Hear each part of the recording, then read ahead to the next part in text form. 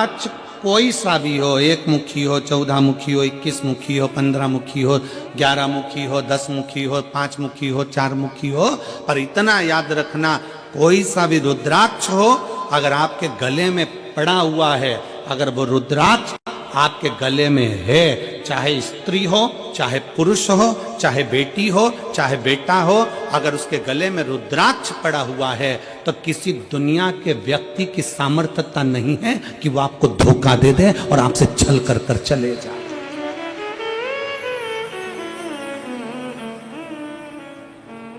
किसी की सामर्थ्यता नहीं है कि वो आपके साथ में छल कर जाकर रुद्राक्ष है। और प्रयास करो,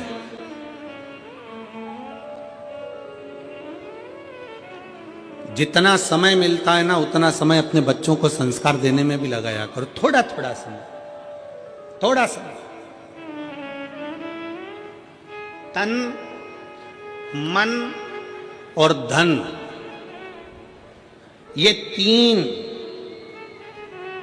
अगर ठाकुर में नहीं लगते, ठाकुर मतलब जानते हो ना, हमारे आगे बैठे हैं लड्डू गोपाल जी, ठाकुर जी, शंकर जी, भोलेनाथ जी, राम जी, ये सब तन, फिर से बोलो, तुम लोग बोलो, क्या क्या चीज? तन, मन और धन, ये 3 ठाकुर में नहीं लगते तो ठेके पे लग जाते हैं। याद रखो, क्या क्या चीज? जम के बोलो जरा। तन, मन और धन अगर भगवान में नहीं लगते, ठाकुर में नहीं लगते तो ठेके पे लग जाते हैं। इसलिए अपने तन को भी परमात्मा में लगाओ और मन को भी परमात्मा में लगाओ, और थोड़ा धन हो तो उसको भी परमात्मा में लगाओ, तो गलत जगह पर नहीं जाए, ये गलत जगह पर नहीं पहुंचे। और याद रखना, अगर घर के बच्चे तुम्हारे गलत संगति में जा रहे हैं, कहीं ठेके तक पहुंच रहे हैं, मदिरा की दुकान तक पहुंच रहे हैं, गलत व्यसन तक पहुंच रहे हैं, समझ लेना कि कहीं ना कहीं हमारी चूक हो रही है।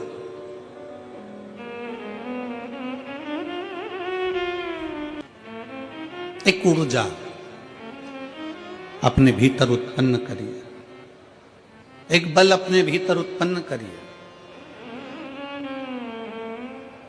मेरठ की यह पवित्र भूमि इतनी ऊर्जावान भूमि है कि यहां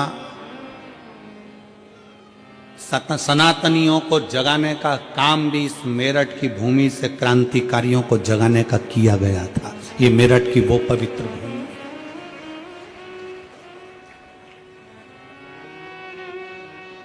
और कहां से जागे थे? शंकर के दरवाजे से, ओगड़नाथ जी के दरवाजे से।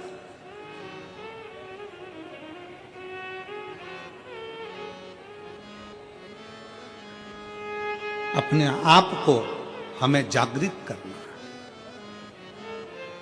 अपने आप को हमें जागृत करना है।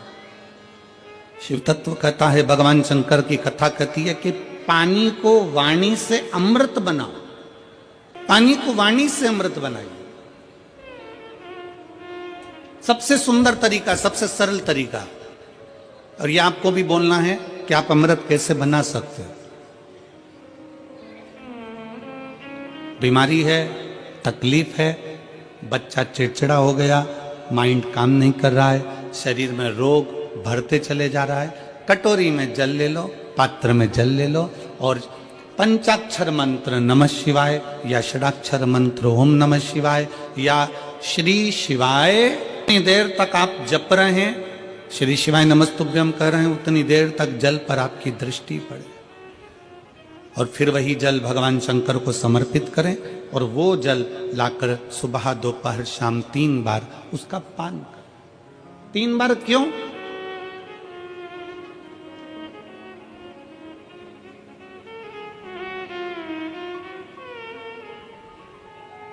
त्रिलोकी का नाथ, त्रिकालदर्शी, कैलाशी, अविनाशी, त्रिपुंडधारी, त्रिबेलपत्रधारी, त्रिनेत्रधारी, त्रिशूलधारी, त्रिपुंडधारी, त्रिलोकी के नाथ के 3 दर्शन मूल हैं। प्रातः का दर्शन जो हमें हमारे जीवन की सतमार्ग बताता है, मंगल मार्ग की ओर लेकर जाता है। दोपहर का दर्शन हमारे जीवन में हमें उलझनों से बाहर निकाल देता है, और शाम का दर्शन हमें चैन की नींद सोना सिखा देता है और आनंद में रहना सिखा देता है। वो त्रिपुंडधारी को तीन दर्शन।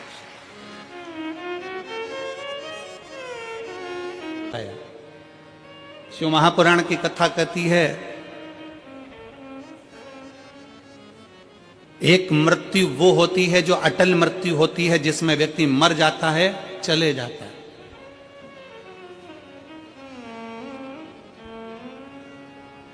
जन्म से लेकर मरने तक के बीच में व्यक्ति 100 बार और मरने की कतार पर आ जाता है। कितनी बार? जम के बोलो जरा, कितनी बार पास में आ रहा है मृत्यु के? 100 बार। मरने वाला मृत्यु अलग है कि मरेगा, परंतु उसके पहले जन्म से मृत्यु के बीच में 100 बार तुम्हारे पास में मौत आती है। 100 बार। कहीं बीमार पड़ गए, एक्सीडेंट हो गया, कहीं कोई कार्य हो गया, कहीं दिमाग खराब हो गया, कहीं मानसिक टेंशन बढ़ गया, कहीं डिप्रेशन में पहुंच गए, कहीं किसी ने कुछ कह दिया, कहीं कुछ हो गया। 100 बार मौत, मृत्यु तुम्हारे नजदीक में आती है। किसी ने पूछा, ये शंकर पर चढ़ाया गया जल श्री शिवाय नमस्तुभ्यम कहाँ काम आता है? शिव महापुराण की कथा कहती है, जो अटल मृत्यु सत्य है वो तो आएगी, मरोगे उसको कोई नहीं टाल सकता, पर जो 100 बार मृत्यु तुम्हारे नजदीक में आती है, तुमने अगर कोई धर्म करा, पुण्य करा, सत्कर्म करा, शिव का नाम लिया, पंचाक्षर नाम लिया, शंकर को एक लोटा जल चढ़ाया, श्री शिवाय नमस्तुभ्यम कहा है, समझ लो कि तुम्हारे पास में जब 100 बार मृत्यु नजदीक में आती है ना, तो तुम्हारा पुण्य, तुम्हारा भजन, तुम्हारा स्मरण, तुम्हारा मंत्र जाप, तुम्हारा एक लोटा जल उस मौत को टालता चले जाता है और आगे बढ़ता चले जाता है। अटल मृत्यु तो सत्य है, वो तो आना है, पर उसके पहले भी 100 बार मृत्यु आती है। कहीं बीमार पड़ गए, एक्सीडेंट हो गया, कुछ हो गया, कुछ हो गया, बार बार मौत करीब में आती चली जाती है। बार बार मृत्यु करीब में आती चली जाती है। पर उस मृत्यु को तुम भगवान की भक्ति से, तुम भगवान के भजन से, तुम अपने स्मरण से टाल रहे हो, तुम मंत्र जाप से उसको टाल रहे हो।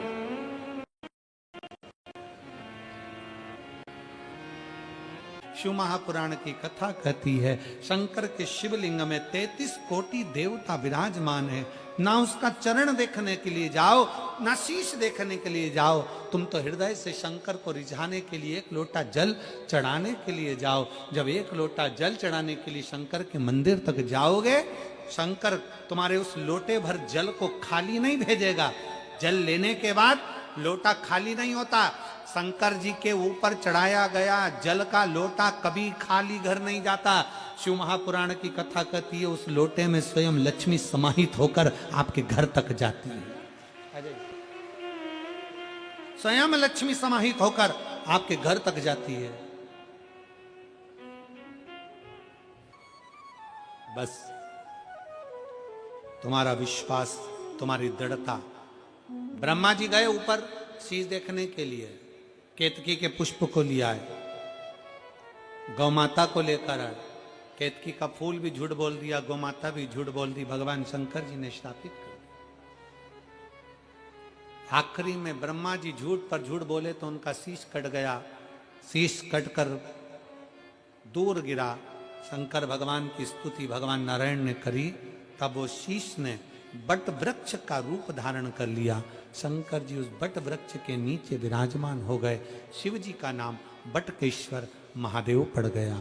बोल बटकेश्वर महा